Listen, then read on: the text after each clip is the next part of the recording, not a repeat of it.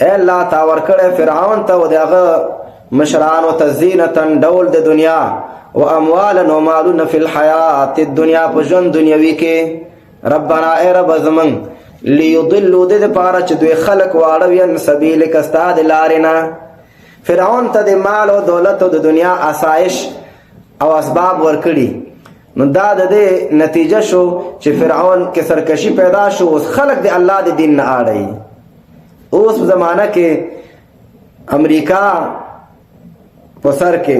ناټو او اروپایان دوی ته الله د دنیا اسباب ورکړي دوی دا څه لپاره استعمالوي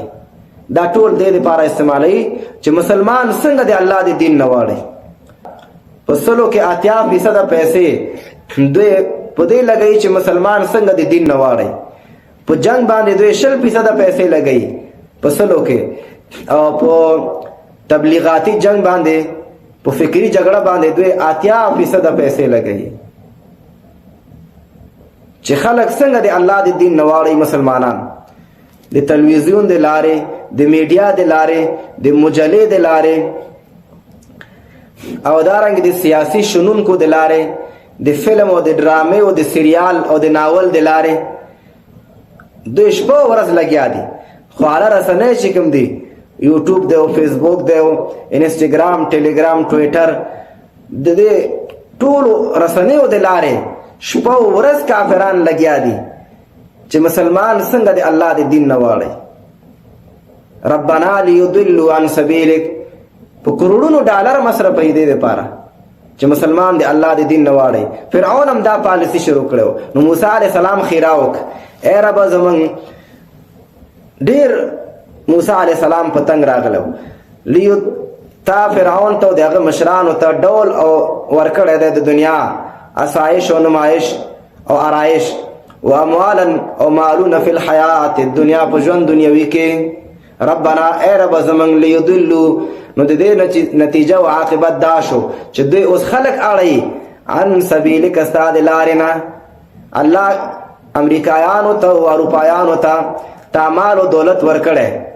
د دې نتیجه دا شي چې اوس مسلمانان اړي د الله د دین نه څوک التزام ته طلب کی قبولیت ورکی التا بی دینه کی او چا پسې دلته د تلویزیون او د میډیا د لارې شروع دي چې دا خلک څنګه د دین نه واړي مسلمانان د مسلمانانو ځوانانو پیغلي ربنا لیضلوا عن سبیلک اے ربا دې لپاره چې دوی ستا بندگان د دین نه واړوي ستا د لارې نه واړي ربنا اطمس موسی علیہ السلام اوس خیراک اے رب زمن کوټوال راولې تعالی اموالهم په مالونو د دوی باندې اے رب دې زمانہ کې به موږ دا دعا کوو چې اے رب د دوی دا ډالر الله ختم کې دا ډالر د دوی د لپاره استعمالوي چې څنګه خلک د الله د دین نه واړي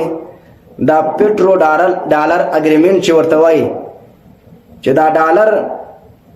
ته دومره په دنیا کې ترقی ورکړي چې هر سودا باید په ډالر باندې وشي ربنا اطمس علی اموالهم اے رب زمن ته د دوی مالونو دا ډالر الله ختم کې کوټه کې ربنا اطمس علی اموالهم موسی علیہ السلام هم دا خیرا کړو اے رب کوټوال راولې د دوی په مالونو باندې پیسو باندې د دوی په ډالر باندې الله کوټوال راولې چې 100 ډالر باندې یو افغانۍ کیږي 100 ډالر ورکا یو افغانۍ به درکې